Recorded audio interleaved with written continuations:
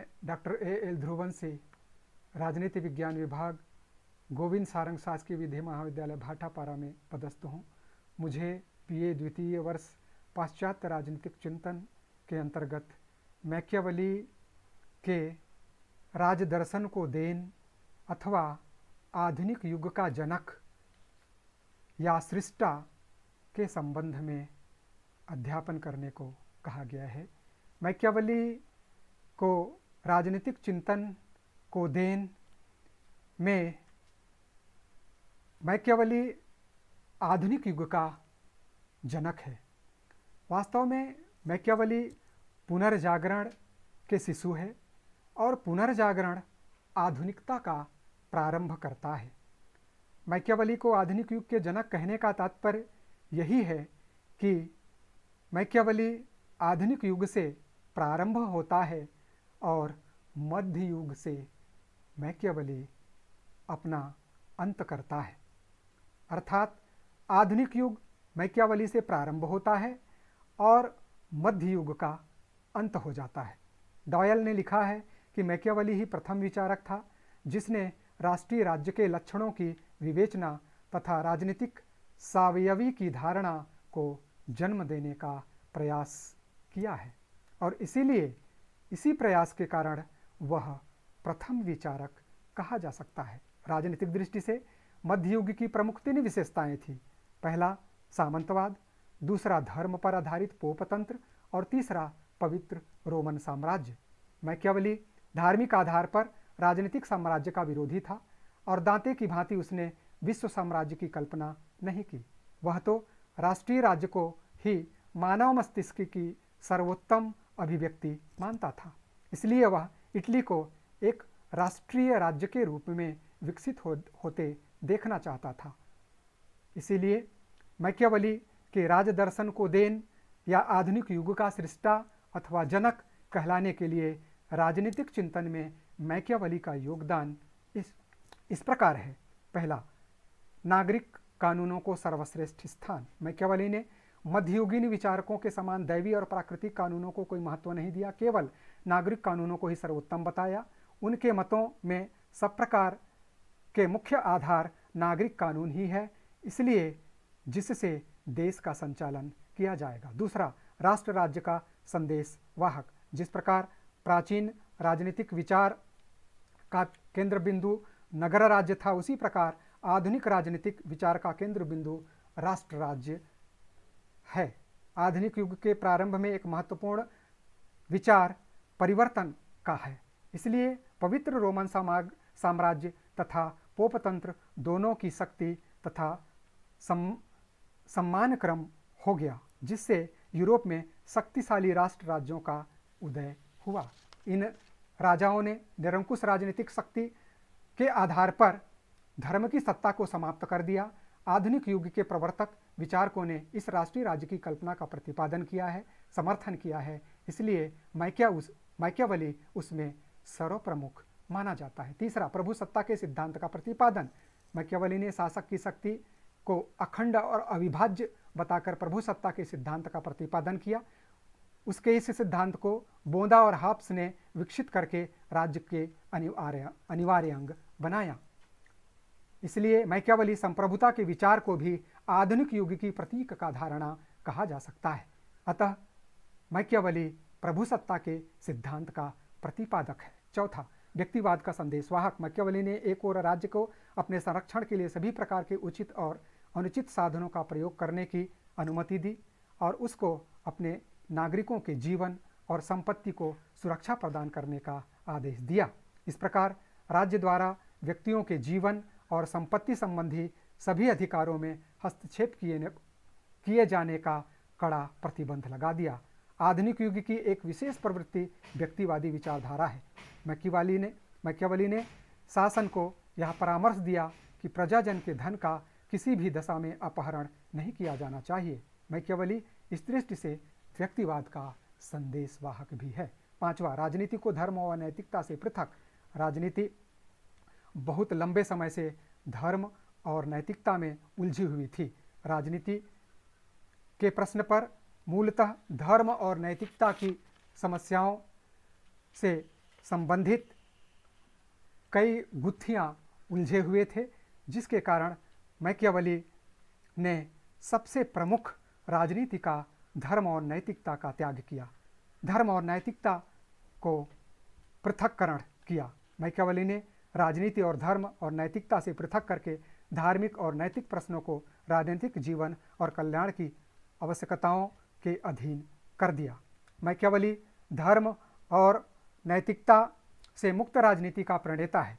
कोकर ने ठीक ही लिखा है कि मैकियावेली को प्रथम आधुनिक राजनीतिक सिद्धांतवेत्ता कहने का सर्वप्रमुख कारण धर्म और नैतिकता के प्रति उदासीनता और उसके द्वारा केवल लौकिक अनुभव और मानवीय विवेक की गई अपील को माना जाता है।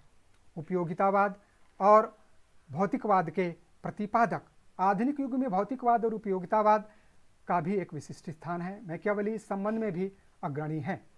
उसने इस बात का प्रतिपादन किया है कि मानव को इहलौकिक सुख की ही कामना करनी चाहिए और उसके लिए सारा प्रयास किया जाना चाहिए।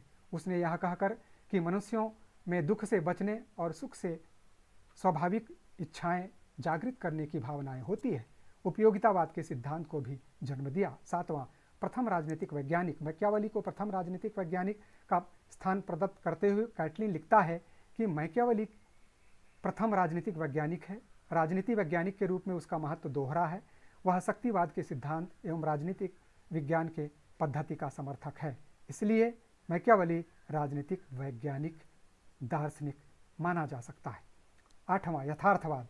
मैकियावेली पूर्णतः यथार्थवादी है, इसीलिए उसने असंभव और काल्पनिक राज्यों में कोई रुचि व्यक्त न करते हुए अपने ध्यान को वास्तविक राज्यों तक ही सीमित रखा।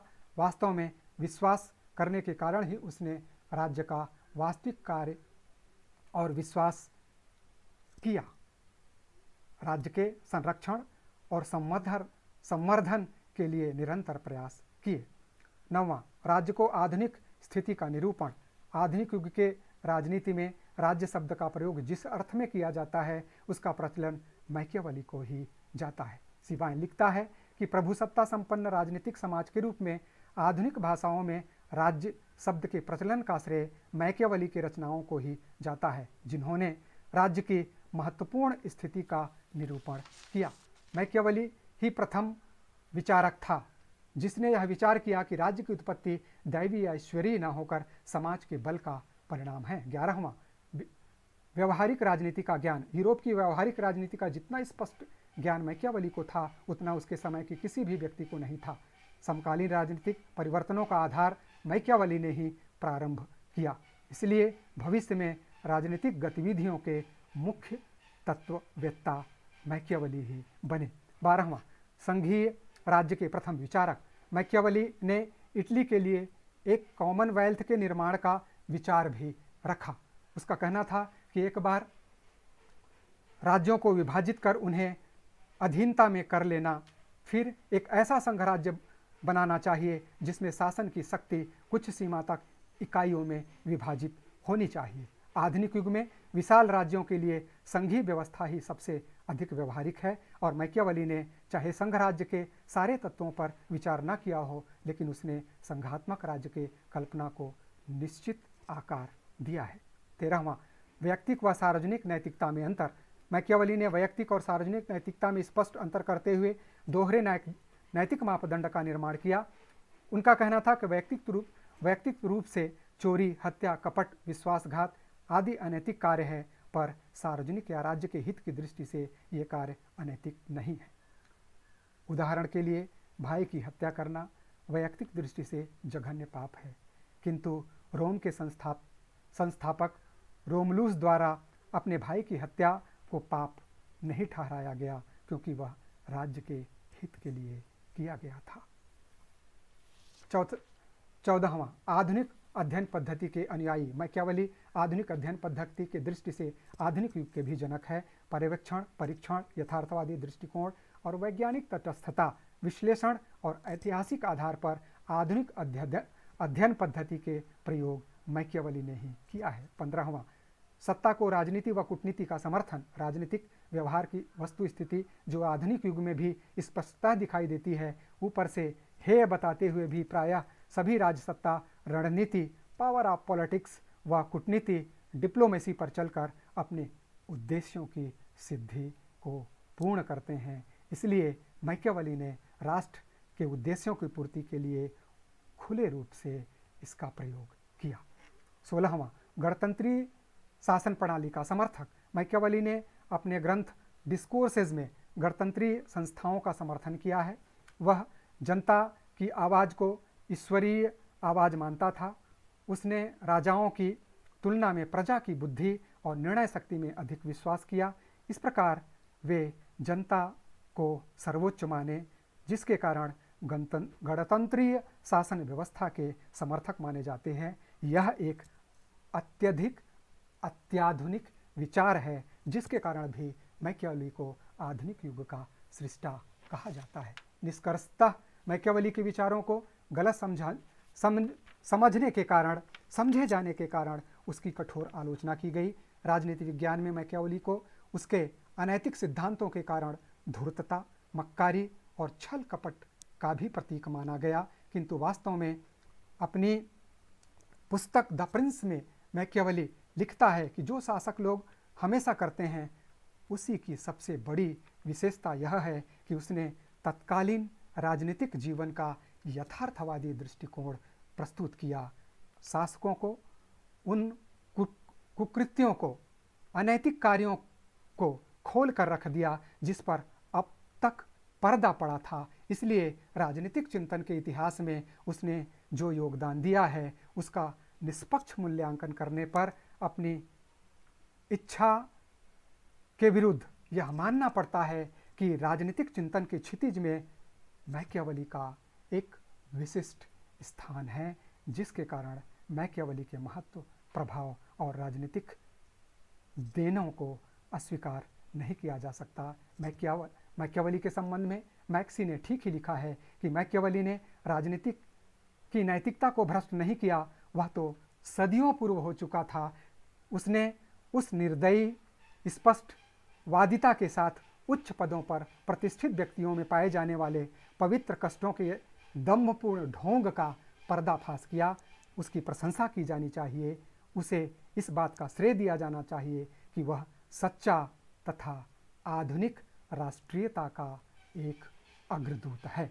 डनिंग कहता है कि मैकियावेली को कभी कभी प्रथम राजनीतिक दार्शनिक कहा जाता है। यह कहना उतना सही नहीं है, क्योंकि जितना यह कि मैकियावेली मध्य युग का अंत करता है और आधुनिक युग को प्रारंभ करता है।